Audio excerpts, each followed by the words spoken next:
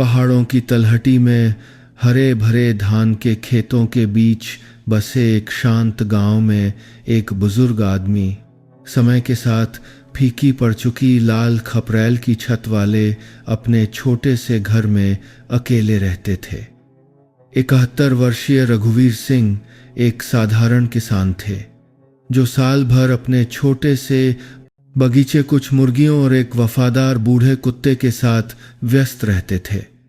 गांव वाले अक्सर उन्हें एक फीका कुर्ता और घिसी हुई रबर की चप्पलें पहने देखते थे, जो सुबह सुबह अपने कुत्ते को खेत की ओर ले जाते और फिर शाम को घर के बरामदे में बैठकर चाय की बात अथी खेती हो पीते और सूरज को डूबते देखते थे। इसके बावजूद रघुवीर सिंह गांव के दूसरे बुजुर्गों की तरह नहीं थे। उनमें एक रहस्यमयी आभा थी जिसे बहुत कम लोग समझ पाते थे। उनका लंबा पतला शरीर, हाथ कठोर लेकिन फिर भी मजबूत थे और विशेष रूप से उनकी आंखों में एक तेज चमक थी, जैसे उन्होंने बहुत कम बंद किया था, आथा कथा मिला करते थे। उतार चढ़ाव भरी जिंदगी जी हो, गांव के लोग उन्हें न केवल उनके शांत स्वभाव के कारण बल्कि इसलिए भी पसंद करते थे क्योंकि वह हमेशा दूसरों की मदद करते थे। लेकिन बारिश और फसलों के बारे में सामान्य बातचीत के अलावा कोई भी वास्तव में उनके अतीत के बारे में नहीं जानता था। वह शांतिपूर्ण जीवन तब बाधित होने लगा जब गांव में कुछ अजनबियों का एक समूह दिखाई दिया। वे तेज आवाज वाली मोटरसाइकिलों पर घूमते थे, काले चमड़े की जैकेट पहने हुए थे। उनके चेहरे पर कठोर भाव और आंखों में अहंकार था। उनका सरगना 30 साल से ज्यादा उम्र का एक आदमी था जिसके बाल बहुत छोटे कटे हुए थे और बाईं आंख से ठुड्डी तक एक लंबा निशान था। उसे शेरा कहा जाता था। यह नाम सुनने वालों को उसके गुस्सैल स्वभाव और दुस्साहस का अंदाजा देने के लिए काफी था। यह समूह शुरू में सिर्फ गांव के चारों ओर घूमता रहा, जैसे कि वे कुछ खोज रहे हों, लेकिन जल्द ही उन्होंने अपना असली इरादा दिखाना शुरू कर दिया। एक एक करके कमला की छोटी सी किराने की दुकान से लेकर सुरेश चाचा के सड़क किनारे के ढाबे तक सभी को उन्होंने धमकाया और हफ्ता देने की मांग की। जो कोई भी हिचकिचाता या देरी करता उसे कीमत चुकानी पड़ती। उनकी दुकानों के शीशे तोड़ दिए जाते और सामान जमीन पर फेंक दिया जाता था। गांव के लोग जो हमेशा शांति प्रिय और टकराव से बचते थे, अब चिंता और भय में डूबे हुए थे। उस सुबह जब सूरज बांस के पेड़ों के ऊपर से निकला, रघुवीर सिंह कुछ चीनी और तेल खरीदने के लिए कमला की किराने की दुकान पर गए। ये दुकान छोटी थी जिसमें बस कुछ साधारण अलमारियां थीं, लेकिन यह पिछले कई दशकों से उनकी जानी पहचानी जगह थी। जब वह पहुंचे तो दुकान में माहौल असामान्य रूप से तनावपूर्ण था। कमला का चेहरा पीला पड़ गया था। वह कांपते हाथों से एक छोटा कपड़े का थैला पकड़े काउंटर के पीछे खड़ी थी। उसके सामने चमड़े की जैकेट पहने 3 आदमी रास्ता रोके खड़े थे। उनका लहजा धमकी भरा था। ठीक से सुन बुढ़िया, हर महीने 10,000 रुपये देने होंगे, नहीं तो ये दुकान सलामत नहीं रहेगी, एक भारी भरकम टैटू वाले आदमी ने जोर से कहा। कमला ने धीरे से कहा, मैं एक छोटी सी दुकान चलाती हूँ, मेरे पास इतने पैसे कहाँ से आएंगे, नहीं है तो जमीन बेच, घर बेच। दूसरे आदमी ने जोर से हंसते हुए कहा। उसकी आंखों में धमकी भरी हुई थी। रघुवीर सिंह अंदर आए और अपनी टोपी दरवाजे के पास एक शेल्फ पर रख दी। उन्होंने कुछ नहीं कहा, बस चुपचाप खड़े होकर देखते रहे। उनकी नज़र उन तीनों आदमियों पर से गुजरी और कांपती हुई कमला पर रुक गई। थोड़ी देर बाद उन्होंने बोलना शुरू किया। उनकी आवाज़ गहरी लेकिन दृढ़ थी। तुम लोग ऐसा करके क्या खुद को आदमी कहलाने के लायक समझते हो? तीनों ने मुड़कर उन्हें सिर से पांव तक देखा। एक ने अपनी ठुड्डी उठाकर कहा, ये बुढ़ा कौन है? हमारे मामले में दखल देना चाहता है। क्या रघुवीर सिंह बिना किसी डर के शांति से आगे बढ़े? मैं बस एक पड़ोसी हूं, लेकिन मुझे जो गलत लगता है मैं उसके खिलाफ बोलता हूं। तुम्हारे हाथ पैर हैं तो तुम लोग कोई अच्छा काम करके क्यों नहीं जीते? दूसरों को इस तरह मजबूर मत करो। टैटू वाले आदमी ने भौहें सिकोड़ ली और एक कदम आगे बढ़कर उकसाने वाले लहजे में कहा, तुम खुद को समझते क्या हो जो हमें सिखाने चले हो? मुझे जानने की जरूरत नहीं है कि मैं कौन हूं, रघुवीर सिंह ने जवाब दिया। उनकी आंखें और भी तीखी हो गईं। लेकिन मैं जानता हूं कि तुम लोग जैसी जिंदगी जी रहे हो उसका अंत कभी अच्छा नहीं होगा। शेरा जो अब तक बाहर खड़ा था अब बोला। उसकी आवाज ठंडी और व्यंग्यात्मक थी। बुढ़े, तुम्हारी बातों का हमारे लिए कोई मतलब नहीं है।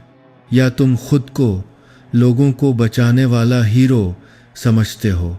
रघुवीर सिंह ने बिना नजरें झुकाए सीधे शेरा की आंखों में देखा। मैं कोई हीरो नहीं हूं, मैं बस एक बूढ़ा आदमी हूं जो गलत देखकर बोलता है। लेकिन तुम लोगों को याद रखना चाहिए कि जिंदगी में कोई हमेशा ताकतवर नहीं रहता। जिस दिन हवा का रुख बदलेगा उस दिन तुम्हें पता चलेगा कि कीमत चुकाना किसे कहते हैं। दुकान में हवा जैसे जम सी गई शेरा और रघुवीर सिंह आमने सामने थे। एक तरफ अहंकार और उद्दंडता थी तो दूसरी तरफ एक ठंडी शांति, कुछ सेकंड की चुप्पी। इसके बाद शेरा मुस्कुराया और अपने आदमियों की ओर मुड़कर बोला, चलो देखते हैं ये बूढ़ा कब तक टिकता है। जब वे चले गए तो कमला लगभग गिर ही पड़ी थी। रघुवीर सिंह ने उसे सहारा दिया और धीरे से कहा, कोई बात नहीं, शांत रहो। वे कुछ ज्यादा करने की हिम्मत नहीं करेंगे, लेकिन अपने दिल में वह जानते थे कि उन्होंने खुद को खतरे में डाल दिया है। शेरा जैसे लोग इस तरह के टकराव को आसानी से नहीं भूलते। जैसा उन्होंने अनुमान लगाया था, उसी शाम शेरा अपने 6 साथियों के साथ उनके घर आया। उनका बूढ़ा कुत्ता जोर जोर से भौंकने लगा, लेकिन जब उसने अपने मालिक को बरामदे में शांत बैठे देखा तो वह भी चुप हो गया। शेरा सीढ़ियां चढ़कर ऊपर आया। उसकी आंखें चाकू की तरह तेज थीं। बुढ़े, मैंने कहा था कि हमारे मामले में दखल मत देना, लेकिन तुमने नहीं सुना। रघुवीर सिंह ने बिना किसी डर के उसे देखा। तुम यहां बात करने आए हो या कुछ और करने, तुम्हें सबक सिखाने? शेरा मुस्कुराया। ये मत सोचना कि तुम बूढ़े हो तो हम तुम्हें छोड़ देंगे। एक आदमी आगे बढ़कर रघुवीर सिंह की कुर्सी को लात मारने ही वाला था कि उन्होंने बिजली की तेजी से उसका हाथ पकड़कर पीछे मोड़ दिया। वह आदमी दर्द से चिल्लाया और घुटनों के बल गिर गया। दूसरे आदमी उस पर झपटे, लेकिन कुछ ही फुर्तीले दांव पेंच में उन्होंने 2 और को ढेर कर दिया। वे सब हैरान होकर उन्हें देख रहे थे। उन्हें विश्वास नहीं हो रहा था कि एक दुबले पतले बूढ़े आदमी में इतनी ताकत और गति हो सकती है। शेरा चुपचाप खड़ा रहा। उसकी आंखें सिकुड़ गईं, जैसे वह रघुवीर सिंह का आकलन कर रहा हो। वह आगे नहीं बढ़ा, बस बोला, बहुत खूब बुढ़े, मुझे उम्मीद नहीं थी, लेकिन याद रखना अगली बार मैं अकेला नहीं आऊँगा। यह कहकर उसने अपने आदमियों को पीछे हटने का इशारा किया और जमीन पर कराहते हुए 3 लोगों को वहीं छोड़ दिया। रघुवीर सिंह अपनी कुर्सी पर शांत बैठे रहे। उन्होंने उनका पीछा नहीं किया, लेकिन जैसे ही वे ओझल हो गए, उनकी आंखों में चिंता की एक झलक थी। वह जानते थे कि यह तो बस शुरुआत थी और असली तूफान अभी आना बाकी था। अगली सुबह जब सूरज की पहली किरणें घर के सामने लगे, पेड़ की पत्तियों से छनकर आ रही थीं।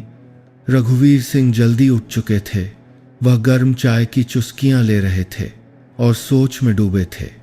बरामदे की छत पर चहकती चिड़ियों की आवाज भी उनके दिमाग में छाए काले बादलों को दूर नहीं कर पा रही थी।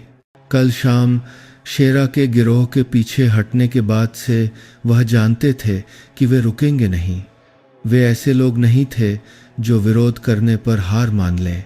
इसके विपरीत चुनौती उन्हें और भी अधिक दृढ़ बना देती थी। उन्हें अपनी चिंता नहीं थी, लेकिन गांव वाले जो उनके आसपास रहने वाले सीधे सादे लोग थे, क्या वे असली तूफान आने पर उसे झेल पाएंगे? तेज कदमों की आहट ने उन्हें उनके विचारों से बाहर निकाला। ये कमला थी, कल वाली किराने की दुकान की मालकिन। उसका चेहरा घबराहट से भरा हुआ था। वह हाँफ रही थी और आंगन में आते ही टूटे फूटे शब्दों में बोली, रघुवीर जी, रघुवीर जी, वे लोग वापस आ गए हैं। रघुवीर सिंह शांति से उठे और चाय का कप मेज पर रख दिया। शांत होकर बताओ क्या हुआ? आज वे लोग सुरेश के घर गए हैं, गांव के कोने वाले ढाबे पर। मैं वहां से गुजर रही थी तो मैंने तोड़फोड़ की आवाजें सुनी। सुरेश को उन्होंने मारा है। उसकी पत्नी और बच्चे भी इतने डर गए हैं कि कुछ बोल नहीं पा रहे हैं। वे जोर जोर से कह रहे थे कि वे हर घर जाएंगे और अगर किसी ने पैसे नहीं दिए तो कोई भी शांति से नहीं रह पाएगा। यह सुनकर रघुवीर सिंह का चेहरा गंभीर हो गया। हालांकि उन्होंने इसका अनुमान लगाया था, लेकिन उन्हें यह उम्मीद नहीं थी कि वे इतनी जल्दी और इतनी बेरहमी से कार्रवाई करेंगे। उन्होंने कमला की ओर देखा और धीरे लेकिन दृढ़ आवाज में कहा, तुम घर जाओ और दरवाज़ा ठीक से बंद कर लो। शांत रहो, मैं कोई रास्ता निकालूंगा। कमला चली गई, लेकिन उसका दिल अभी भी चिंता से भारी था और रघुवीर सिंह उसे विदा करने के बाद धीरे धीरे घर के अंदर चले गए। उन्होंने कमरे के कोने में रखी पुरानी लकड़ी की अलमारी खोली और उसमें से एक लकड़ी का बक्सा निकाला जिस पर समय की धूल जमी हुई थी। जब बक्से का ढक्कन खुला तो अतीत की यादें ताज़ा हो गईं। एक फटी हुई टोपी, एक छोटी नोटबुक और सेना के कुछ पदक जिनका रंग फीका पड़ गया था, लेकिन वह जो खोज रहे थे वह ये सब नहीं था। बक्से के सबसे नीचे एक और नोटबुक थी जिसका कवर भूरे चमड़े का था। अंदर मजबूत और साफ लिखावट में फ़ोन नंबर, पते लिखे हुए थे। उन्होंने नोटबुक खोली और एक जाने पहचाने पन्ने पर पहुंचे। पहला नाम और फ़ोन नंबर दिखाई दिया, विक्रम सिंह। विक्रम सिंह युद्ध के समय के एक पुराने दोस्त थे जो उनके साथ सबसे कठिन लड़ाइयों में उनके साथी थे। सेना से सेवानिवृत्त होने के बाद विक्रम सिंह ने सुरक्षा क्षेत्र में सेवा जारी रखी। अब वे सेवानिवृत्त हो चुके थे, लेकिन अभी भी राज्य के पूर्व सैनिक संघ में एक सम्मानित व्यक्ति थे। अगर कोई शेरा और उसके गिरोह से निपटने में उनकी मदद कर सकता था तो वह विक्रम सिंह ही थे। रघुवीर सिंह ने फोन उठाया और नंबर डायल किया दूसरी तरफ से। विक्रम सिंह की गहरी और जानी पहचानी आवाज आई, जिसमें अपने पुराने दोस्त का फोन सुनकर थोड़ी हैरानी थी। रघुवीर, तुम हो क्या? बहुत समय हो गया। कोई बात है क्या? अच्छी खबर नहीं है? विक्रम भाई, रघुवीर सिंह ने गंभीर स्वर में जवाब दिया। मुझे तुम्हारी मदद चाहिए। मेरे गांव में एक आपराधिक गिरोह ने उत्पात मचा रखा है। वे लोगों को धमका रहे हैं, हफ्ता मांग रहे हैं और हर जगह तोड़फोड़ कर रहे हैं। ये सुनकर विक्रम सिंह कुछ सेकंड के लिए चुप हो गए। फिर पूछा, विस्तार से बताओ, वे कितने लोग हैं? क्या उनके पास हथियार हैं? फिलहाल मुझे ठीक से नहीं पता कि वे कितने लोग हैं, लेकिन मेरा अनुमान है कि वे बहुत हैं। उनका सरगना शेरा नाम का एक आदमी है जो बहुत दुस्साहसी और आक्रामक है। उसने मुझसे पंगा लिया है और मुझे लगता है कि वह फिर वापस आएगा। ठीक है, विक्रम सिंह ने दृढ़ आवाज में जवाब दिया। मैं तुरंत वहां आता हूं। मेरा इंतजार करो। फोन करने के बाद रघुवीर सिंह को कुछ राहत महसूस हुई, लेकिन वह जानते थे कि विक्रम सिंह की मदद केवल एक हिस्सा थी। गांव के लोगों के दिलों में जो डर में जी रहे थे, उन्हें जगाने की जरूरत थी। वह अकेले नहीं लड़ा थे सकते थे, जैसा कि अनुमान था। उसी शाम शेरा एक बड़े समूह के साथ आया, जिसमें कुछ नए चेहरे भी थे जो शायद कहीं और से उसके साथी थे। वे अकेले नहीं आए थे, बल्कि अपने साथ लाठी और चाकू जैसे हथियार भी लाए थे। मोटरसाइकिलों की तेज आवाज पूरे गांव में गूंज रही थी, जैसे वे अपनी उपस्थिति का ऐलान कर रहे हों। गांव वालों ने अपने दरवाजे बंद कर लिए, कोई भी बाहर आने की हिम्मत नहीं कर रहा था। वे रघुवीर सिंह के घर के गेट के सामने जमा हो गए और उनका नाम लेकर चिल्लाने लगे। बुढ़े बाहर निकलकर बात कर, इस बार देखते हैं कि तू कैसे भाषण देता है, शेरा ने चुनौती भरे लहजे में चिल्लाया। रघुवीर सिंह बाहर निकले। उनका व्यवहार शांत था।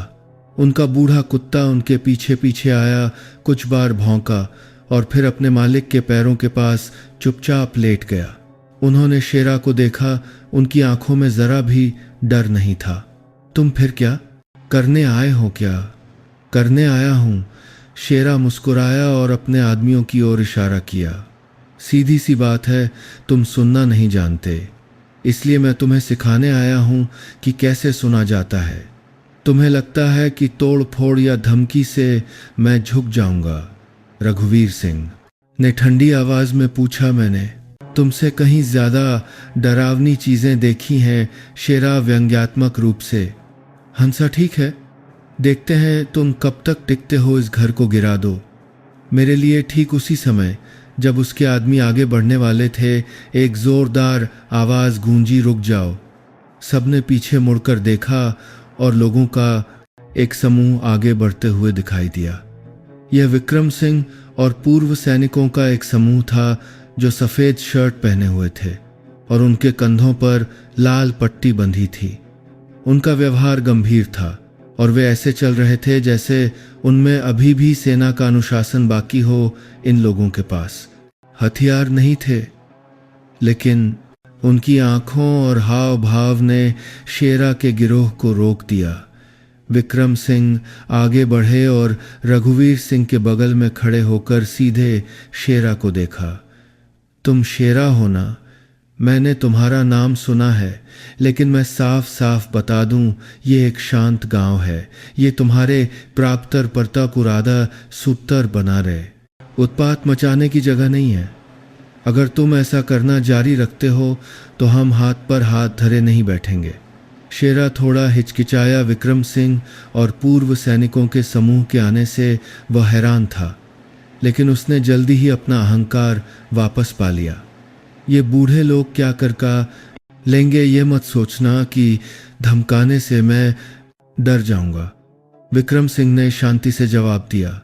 तुम्हें डरने की जरूरत नहीं है, लेकिन अगर तुम समझदार हो तो इससे पहले कि बात बहुत आगे बढ़ जाए, यहां से चले जाओ। शेरा ने चारों ओर देखा और देखा कि गांव वाले दूर से इकट्ठा होने लगे हैं। उनके चेहरों पर पूर्व सैनिकों के समूह को देखकर उम्मीद साफ झलक रही थी और हंगामा नहीं करना चाहता था। शेरा ने मुड़कर अपने आदमियों से कहा, चलो, लेकिन अगली बार यह इतना आसान नहीं होगा। जब वे चले गए तो विक्रम सिंह ने रघुवीर सिंह की ओर मुड़कर धीरे से कहा, फिलहाल तो ठीक है, लेकिन वे वापस आएंगे और अगली बार यह इतना आसान नहीं होगा। मैं जानता हूं। रघुवीर सिंह ने सिर हिलाया, लेकिन अगली बार हम बेहतर तैयारी करेंगे। उस रात मिट्टी के तेल के दीपक की टिमटिमाती रोशनी में रघुवीर सिंह और विक्रम सिंह एक साथ बैठकर योजना बना रहे थे। उन्होंने गांव वालों के साथ मिलकर काम करने का फैसला किया, लड़ने में सक्षम लोगों को इकट्ठा किया और एक आत्मरक्षा दल बनाया। इसके अलावा उन्हें शेरा के गिरोह के बारे में जानकारी इकट्ठा करने की भी ज़रूरत थी, ताकि एक दीर्घकालिक समाधान निकाला जा सके। गांव वाले जो इतने दिनों से डर में जी रहे थे, अब उनका आत्मविश्वास वापस आने लगा था। पूर्व सैनिकों के समूह ने प्रशिक्षण सत्र आयोजित किए और गांव वालों को आत्मरक्षा के बुनियादी तरीके सिखाए, जैसे कि बांस के डंडे, रस्सी का उपयोग करके अपनी रक्षा करना। जो गांव कभी शांत था, अब एक सुलगती हुई आग की तरह था, जो जरूरत पड़ने पर भड़कने के लिए तैयार था। इस बीच शहर के पास एक सुनसान गोदाम में शेरा और उसके साथी बैठक कर रहे थे। उसने गुस्से में मेज पर हाथ पटकते हुए कहा, वे बूढ़े लोग सोचते हैं कि हम उनसे डरते हैं। मैं उन्हें बताऊंगा कि नरक क्या होता है। शेरा ने इलाके के एक अन्य आपराधिक गिरोह से संपर्क किया और मदद मांगी। इस बार उसने धमकी देने के लिए कुछ हथियार भी लाने का फैसला किया। रघुवीर सिंह, विक्रम सिंह, तुम लोग सोचते हो कि तुम मुझे रोक सकते हो, इंतजार करो। शेरा ने बड़बड़ाया। उसकी आंखें आग उगल रही थीं। तूफान वास्तव में बन चुका था, जो उस छोटे से गांव पर बरसने के लिए तैयार था। लेकिन इस बार गांव अकेला नहीं था। अंधेरे में वे लोग जो अनगिनत भीषण लड़ाइयों से गुजरे थे, एक निर्णायक मुकाबले की तैयारी कर रहे थे। रात हो गई। अंधेरे ने पूरे गांव को अपनी चपेट में ले लिया।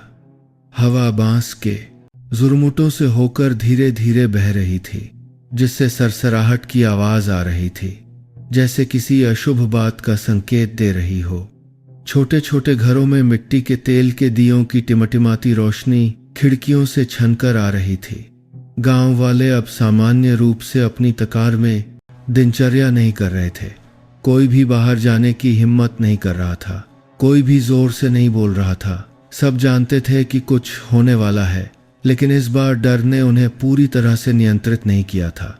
बाहरी शांति के नीचे एक दृढ़ संकल्प था, जिसे रघुवीर सिंह और पूर्व सैनिकों के समूह ने जगाया था।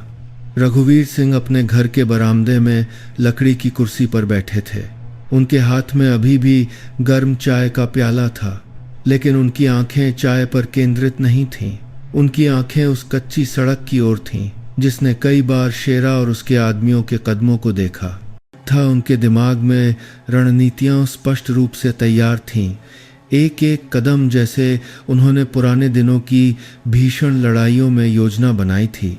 बस इस बार दुश्मन युद्ध के मैदान का नहीं, बल्कि उनके अपने गांव को नष्ट करने वाले थे।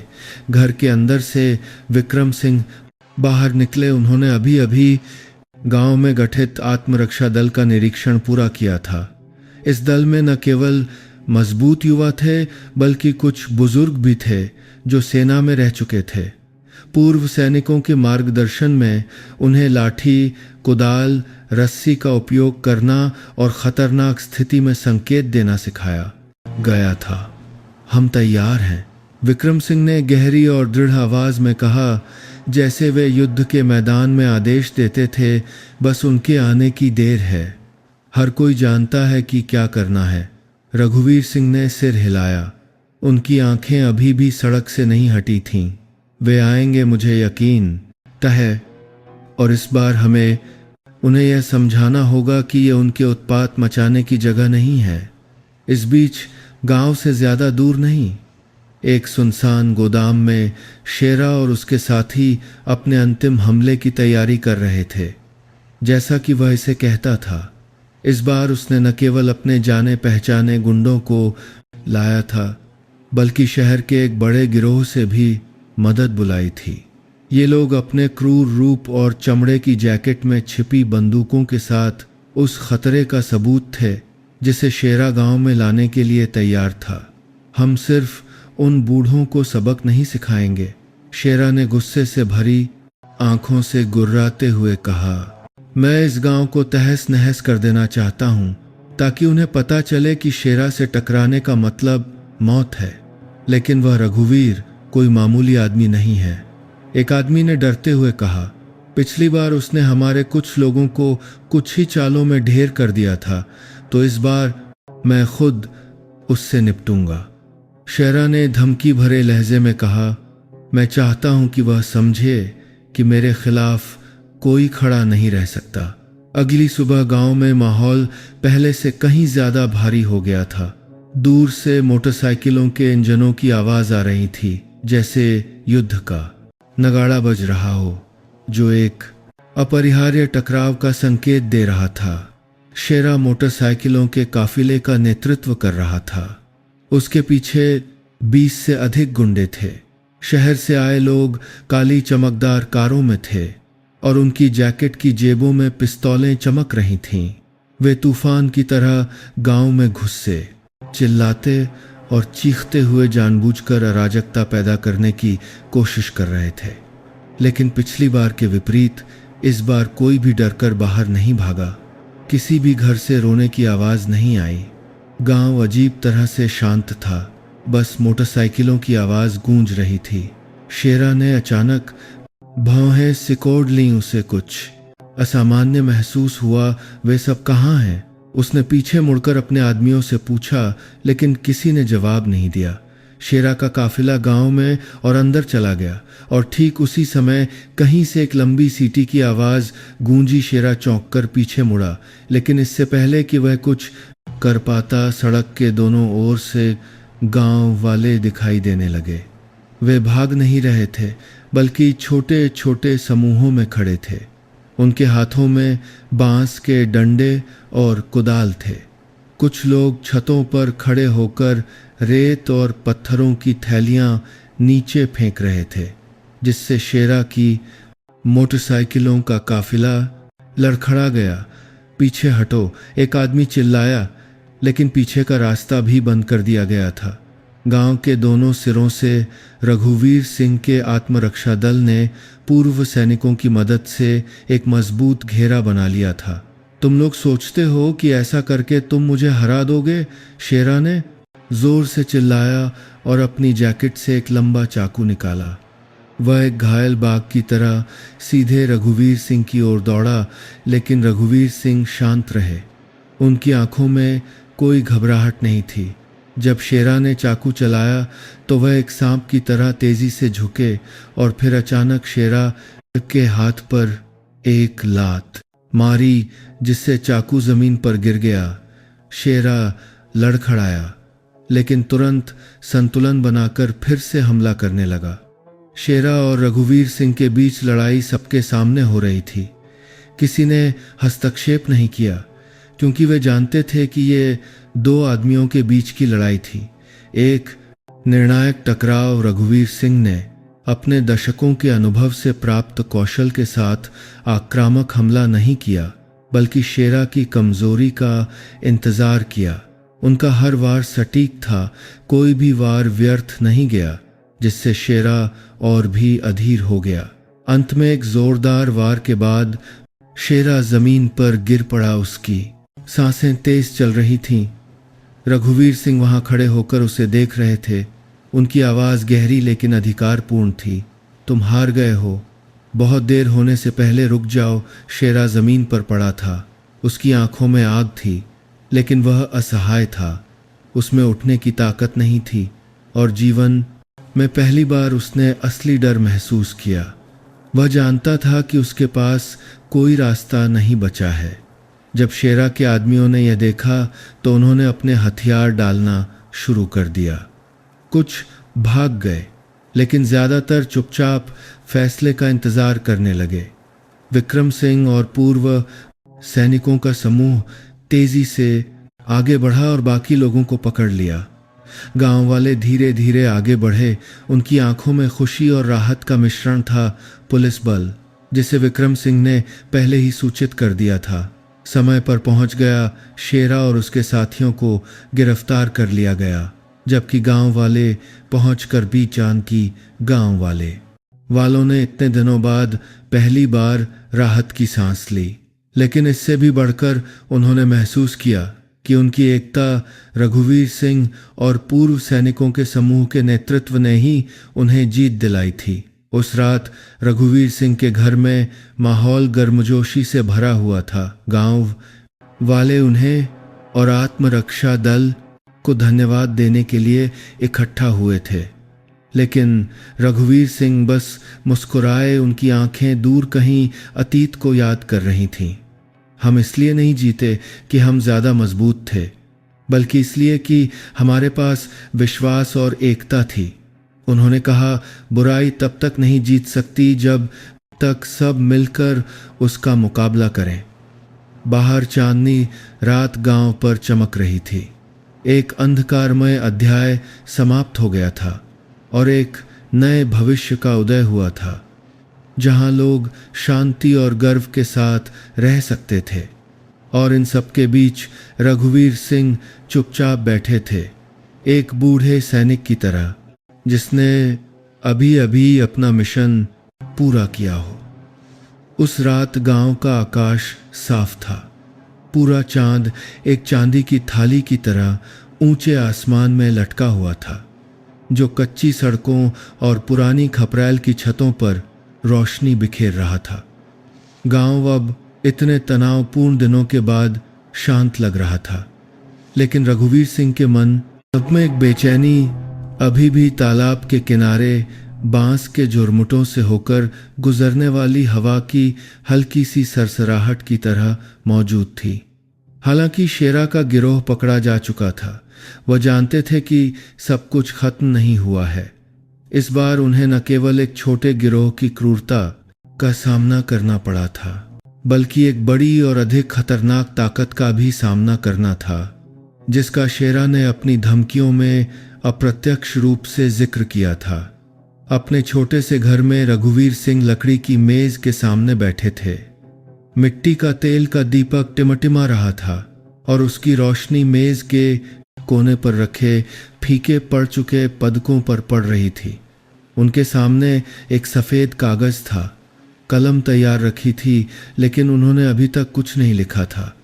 वह सोच रहे थे, हर शब्द, हर योजना पर विचार कर रहे थे। बाहर तेज कदमों की आहट, पास आई विक्रम सिंह, अंदर आए। उनका चेहरा गंभीर था और वह एक बुरी खबर लेकर आए थे। मुझे अभी पुलिस से खबर मिली है, विक्रम सिंह ने धीमी लेकिन तेज आवाज में कहा। शहर में बैठे लोग बेचैन हैं। वे इस बात से खुश नहीं हैं कि हमने इस मामले को इतना बड़ा बना दिया है। ऐसा लगता है कि वे इस मामले को निपटाने के लिए किसी को भेजने की योजना बना रहे हैं। रघुवीर सिंह ने सिर उठाया। उनकी आंखें हमेशा की तरह शांत थीं। मैं जानता था कि वे जल्द ही कार्रवाई करेंगे। जिस तरह से शेरा काम कर रहा था, उससे पता चलता था कि वह अकेला नहीं था जो सब कुछ नियंत्रित कर रहा था। शायद अब हमें और भी खतरनाक लोगों का सामना करना पड़ेगा। विक्रम सिंह बैठ गए, एक कप चाय डाली और सीधे रघुवीर सिंह को देखा। रघुवीर, इस बार यह पहले जैसा नहीं है। अगर वे सच में आए तो वे सिर्फ तोड़फोड़ नहीं करेंगे, वे सब कुछ खत्म करना चाहेंगे। क्या गांव वाले और झेल पाएंगे? रघुवीर सिंह ने कलम नीचे रखी और खिड़की से बाहर देखा, जहां चांदनी उनके बगीचे पर पड़ रही थी। इस गांव के लोगों ने कई बाढ़ें और युद्ध के कई साल देखे हैं। वे सहने के आदी हैं, लेकिन अब यह सिर्फ सहने की बात नहीं है। हमने उनमें कुछ बड़ा जगाया है, विश्वास और साहस। अगर वे आएंगे तो मुझे विश्वास है कि वे डटे रहेंगे जब तक हम उन्हें सही रास्ता दिखाएंगे। विक्रम सिंह चुप रहे। उनकी आंखों में चिंता की एक झलक थी, लेकिन साथ ही सहमति भी चमक रही थी। वह समझ गए थे कि उनके बूढ़े दोस्त के मन में एक योजना है और वह रघुवीर पर उसी तरह विश्वास करते थे जैसे उन्होंने पुराने दिनों की भीषण लड़ाइयों में अपने कमांडर पर किया था। 2 दिन बाद गांव की झूठी शांति भंग हो गई। दूर से गांव की ओर जाने वाली सड़क पर कारों के गरजने की आवाज आई। इस बार ये पुरानी मोटरसाइकिलें नहीं थीं, बल्कि 3 बड़े ट्रक और 2 दिन के बाद में आजदू चमकदार एसयूवी थीं। गाड़ियों में ठंडे चेहरों वाले लोग थे जो बंदूक और चाकुओं से लैस थे और गांव में ऐसे प्रवेश कर रहे थे जैसे वे किसी असली लड़ाई की तैयारी कर रहे हों। गांव के लोगों ने दूर से देखा और जल्दी से अपने दरवाजे बंद कर लिए, लेकिन उनकी आंखों में अब पहले की तरह निराशाजनक डर नहीं था। इसके बजाय तनाव और दृढ़ संकल्प का मिश्रण था, क्योंकि वे जानते थे कि वे अब अकेले नहीं हैं। आत्मरक्षा दल पहले से ही तैयार था। रघुवीर सिंह और विक्रम सिंह ने पूर्व सैनिकों के समूह के साथ मिलकर चुपचाप एक योजना बनाई थी। छोटे छोटे समूहों को गांव के गेट से लेकर नदी के किनारे तक महत्वपूर्ण स्थानों पर पहरा देने का काम सौंपा गया था। बांस के जाल और रेत के गड्ढे हर जगह बनाए गए थे, जिन्हें सूखी पत्तियों के नीचे सावधानी से छिपाया गया था।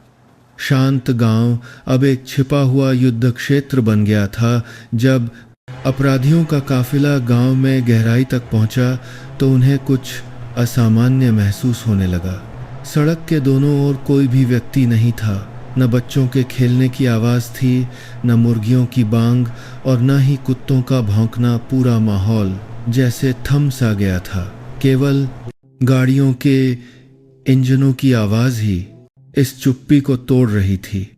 पीछे वाले ट्रक में से एक आदमी ने सिर बाहर निकालकर चारों ओर देखा और जोर से कहा, "यह कैसी अजीब जगह है, इतनी शांत, वे सब छिप गए हैं। क्या एसयूवी में बैठा हुआ आदमी जो काफिले का नेतृत्व कर रहा था, विशाल शरीर और तेज आंखों वाला था? उसने स्टीयरिंग व्हील पर उंगलियां थपथपाईं। वह राणा था, शहर के अंडरवर्ल्ड का एक सरगना शेरा। बस उसके मातहत एक छोटा सा गुंडा था और शेरा की गिरफ्तारी ने उसे चुप नहीं बैठने दिया था। शांत रहो, राणा ने गहरी लेकिन अधिकारपूर्ण आवाज में कहा। वे सोचते हैं कि वे मुझसे छिप सकते हैं। थोड़ी देर में उन्हें पता चल जाएगा। जैसे ही उसने अपनी बात खत्म की, गांव में कहीं से एक लंबी सीटी की आवाज गूंजी। ये वह संकेत था जिसका आत्मरक्षा दल इंतजार कर रहा था। सड़क के दोनों ओर से बड़े बड़े बांस के पेड़ अचानक नीचे गिर गए, जिससे काफिला अचानक रुक गया। इसके तुरंत बाद ऊपर से रेत और पत्थरों की थैलियां गिरीं, जिससे गाड़ियों की विंडशील्ड टूट गईं। गाड़ियों में बैठे लोग घबराकर बाहर कूद गए और अपनी बंदूकें निकाल लीं, लेकिन उन्हें कोई भी दिखाई नहीं दिया। एक ने चिल्लाया, "कमीनों, यह क्या खेल खेल रहे हो?" राणा ने कुछ नहीं कहा। उसने चारों ओर देखा और महसूस किया कि वह घिरा हुआ है। दूर से कुछ लोग दिखाई दिए। वे आधुनिक हथियारों से लैस लोग नहीं थे, बल्कि किसान थे जिनके हाथों में कुदाल और बांस के डंडे थे। लेकिन उनकी आंखों में डर नहीं, बल्कि दृढ़ संकल्प था। रघुवीर सिंह एक कोने से बाहर निकले। उनका व्यवहार हमेशा की तरह शांत था। उनके बगल में विक्रम सिंह और अन्य पूर्व सैनिक थे। उनकी आवाज़ गहरी लेकिन स्पष्ट रूप से गूंजी। "तुम लोग सोचते हो कि तुम ताकत से इस जगह को झुका सकते हो। ये तुम्हारा शहर नहीं है, ये हमारा गांव है, जहां हम पीढ़ियों से रह रहे हैं और किसी को भी इसे नष्ट करने की इजाज़त नहीं दी जाएगी।"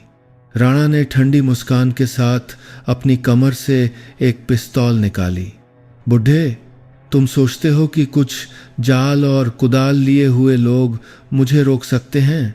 शायद नहीं रोक सकते," रघुवीर सिंह ने तीखी आंखों से जवाब दिया। "लेकिन वे तुम्हें यह एहसास दिला सकते हैं कि ताकत सिर्फ हथियारों से नहीं आती।" लड़ाई शुरू हो गई। पूर्व सैनिकों के समूह के नेतृत्व में आत्मरक्षा दल छोटी छोटी गलियों के बीच फुर्ती से घूम रहा था और एक एक करके राणा के लोगों को अलग कर रहा था। छिपे हुए बांस के जालों ने अपराधियों को ठोकर मारकर घायल कर दिया और उनका रास्ता भटका दिया। गांव वालों के सटीक वारों और पूर्व सैनिकों के समूह के समर्थन ने अपराधियों को धीरे धीरे कमजोर कर दिया। राणा हालांकि क्रूर था, यह समझने लगा था कि वह एक बड़े जाल में फंस गया है। उसके आदमी एक एक करके गिर रहे थे, गोलियों से नहीं, बल्कि उन लोगों के मजबूत समन्वय और दृढ़ संकल्प से जो कमजोर लग रहे थे। अंत में जब वह घेरे के बीच अकेला रह गया तो राणा जोर से हंसा, एक सूखी हंसी। उसने रघुवीर सिंह को देखा। उसके हाथ में पिस्तौल कांप रही थी। "बुढ़े, तुम जीत गए, लेकिन क्या तुम जानते हो कि तुम किसके खिलाफ लड़ रहे हो? तुम्हारी जान उन लोगों के सामने कुछ भी नहीं है जो मेरे पीछे हैं।" रघुवीर सिंह आगे बढ़े। उनकी आंखों में अधिकार था। "तुम गलत हो। तुम जैसे लोग चाहे कितने भी शक्तिशाली क्यों ना हों, वे लोगों के दिलों में बस धूल के कण हैं। जब पूरा गांव एक साथ खड़ा होता है तो कोई भी हमें धमका नहीं सकता। उसने ट्रिगर दबाने की कोशिश की, लेकिन एक जोरदार आवाज गूंजी, हथियार नीचे डाल दो। पुलिस आ चुकी थी और उसने पूरे इलाके को घेर लिया था। राणा अंत में पकड़ा गया। उसकी आंखों में नफरत थी, लेकिन वह असहाय था। उस रात गांव पूरी तरह से शांत हो गया। गांव वाले सामुदायिक भवन के सामने इकट्ठा हुए। इतने तनावपूर्ण महीनों के बाद पहली बार वे हंस बोल रहे थे और खुश थे। बुजुर्ग लोग एकता की कहानी सुना रहे थे कि कैसे उन्होंने अपने गांव की रक्षा की। रघुवीर सिंह एक कोने में चुपचाप बैठे आसपास के खुश चेहरों को देख रहे थे। वह जानते थे कि यह लड़ाई सिर्फ दुश्मन पर जीत नहीं थी, बल्कि विश्वास, एकता और साहस की जीत थी। उनके मन में एक हल्की सी राहत की भावना फैल गई, जैसे चांदनी रात गांव की कच्ची सड़कों पर धीरे धीरे फैल रही हो। सुबह सुनहरी धूप ने गांव को रोशन कर दिया, जिससे एक ऐसी शांति का एहसास हुआ जिसका यहाँ के लोग लंबे समय से इंतजार कर रहे थे। हवा पुराने बांस के झुरमुटों से होकर धीरे धीरे बह रही थी। हरे भरे धान के खेतों पर अभी भी सुबह की ओस जमी हुई थी। कई महीनों के बाद पहली बार गांव वास्तव में शांत था। अब न तो मोटरसाइकिलों की गरज थी और न ही डर फैलाने वालों की परछाई। माहौल एक नई उम्मीद भरी शुरुआत जैसा था। रघुवीर सिंह अपने घर के बरामदे में लकड़ी की कुर्सी पर बैठे थे। उनके हाथ में गर्म चाय का प्याला था। उनका चेहरा अभी भी शांत था, लेकिन उनकी आंखों में एक अवर्णनीय खुशी की चमक थी। तनावपूर्ण दिन आखिरकार बीत चुके थे। शेरा का गिरोह और उसका असली सरगना राणा दोनों पकड़े जा चुके थे। उनके अवैध गतिविधियों के सबूत पुलिस और आत्मरक्षा दल द्वारा सावधानी पूर्वक एकत्र किए गए थे, जो उन्हें भारी सजा के साथ कटघरे में खड़ा करने के लिए पर्याप्त थे। किसी के कदमों की आहट ने उन्हें उनके विचारों से बाहर निकाला। यह विक्रम सिंह थे, जो स्वस्थ दिख रहे थे और उनके चेहरे पर एक सौम्य मुस्कान थी। रघुवीर, अब तुम आराम कर सकते हो। विक्रम सिंह ने बगल की कुर्सी पर बैठते हुए कहा। रघुवीर सिंह धीरे से मुस्कुराए, लेकिन उन्होंने सिर हिलाया। आराम कैसे कर सकता हूं मेरे दोस्त, इस गांव में अभी भी बहुत काम करना है।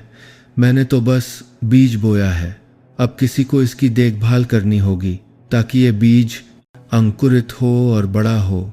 विक्रम सिंह ने चारों ओर देखा और सहमति में सिर हिलाया। हालांकि आपराधिक गिरोह का सफाया हो चुका था, वह जानते थे कि उनके द्वारा छोड़े गए घाव अभी भी मौजूद हैं। वे परिवार जिन्हें धमकाया गया था, वे लोग जो डरे हुए थे और गांव के वे युवा जिन्हें गलत रास्ते पर खींच लिया गया था, उन सभी को ठीक होने में समय लगेगा। जब दोनों बुजुर्ग बात कर रहे थे, सामुदायिक भवन की ओर से हंसी मजाक की आवाजें आने लगीं। गांव वाले आज एक विशेष सभा की तैयारी के लिए इकट्ठा हो रहे थे। यह न केवल जश्न मनाने का अवसर था, बल्कि उस एकता की भावना को मजबूत करने का भी मौका था, जिसे उन्होंने अभी अभी फिर से पाया था। सुबह से ही परिवार सामुदायिक भवन के आंगन में खाने पीने की चीजें लेकर आ गए थे और उन्हें एक छोटे से मेले की तरह सजा दिया था। आत्मरक्षा दल के युवा मेज कुर्सियां लगा रहे थे और एक साधारण लेकिन सार्थक समारोह के लिए बांस का मंच तैयार कर रहे थे। जब सूरज चढ़ा तो लाउडस्पीकर से सभी को इकट्ठा होने के लिए आवाज लगाई गई। रघुवीर सिंह और विक्रम सिंह एक साथ आगे बढ़े। लोगों की स्वागत भरी नजरों ने उन्हें सम्मान और प्यार का एहसास कराया। मंच पर ढाबे के मालिक सुरेश चाचा बोलने के लिए खड़े हुए। उनकी आवाज गूंज रही थी और उसमें भावनाएं थीं। भाइयों और बहनों, आज हम न केवल बुरे लोगों पर जीत का जश्न मना रहे हैं, बल्कि इस बात का भी जश्न मना रहे हैं कि इस गांव ने अपनी शांति वापस पा ली है। हम रघुवीर जी, विक्रम जी और आत्मरक्षा दल के आभारी हैं, जिन्होंने हमारा नेतृत्व किया। और हमें उन अंधकारमय दिनों से बाहर निकालने में मदद की। सबने तालियां बजाईं। उनकी आंखें रघुवीर सिंह की ओर थीं, लेकिन उन्होंने धीरे से अपना हाथ उठाकर सबको शांत होने का इशारा किया। वह मंच पर चढ़े और बोलने से पहले उन सभी परिचित चेहरों को देखा। उनकी आवाज गहरी लेकिन दृढ़ थी। भाइयों और बहनों, मैं इन सभी धन्यवादों के लायक नहीं हूं। अगर आप सभी का सहयोग नहीं होता तो हम इस गांव की रक्षा नहीं कर पाते। असली ताकत किसी एक व्यक्ति में नहीं, बल्कि एकता की भावना में निहित है। यही हमें मजबूत बनाती है। तालियों की गड़गड़ाहट फिर से गूंजी। इस बार और भी देर तक भीड़ में कुछ आंखें नम थीं। ये उन लोगों की आंखें थीं जिन्होंने सारी उम्मीदें खो दी थीं, लेकिन अब वे सुरक्षित महसूस कर रहे थे और भविष्य के प्रति विश्वास से भरे हुए थे। समारोह के बाद रघुवीर सिंह और विक्रम सिंह आत्मरक्षा दल के लोगों के साथ गांव वालों से बात करने के लिए रुक गए। कुछ लोगों ने भविष्य में इसी तरह की स्थितियों को रोकने के लिए आत्मरक्षा दल को बनाए रखने का उल्लेख किया। कुछ अन्य लोगों ने गिरोह द्वारा नष्ट की गई दुकानों और घरों को फिर से बनाने पर चर्चा की। इस बीच एक व्यक्ति चुपचाप गांव में दाखिल हुआ। ये शेरा था। वह राणा के संगठन के बारे में जानकारी देने में सहयोग करने के कारण अपनी जेल की सज़ा जल्दी पूरी करके आया था, लेकिन अब वह पहले जैसा अहंकारी और हिंसक आदमी नहीं था। शेरा ने एक साधारण शर्ट पहनी हुई थी। वह दुबला पतला लग रहा था और उसकी आंखें झुकी हुई थीं। वह सामुदायिक भवन के आंगन में आया जहां रघुवीर सिंह कुछ गांव वालों के साथ बैठे बात कर रहे थे। शेरा को देखकर सब अचानक चुप हो गए।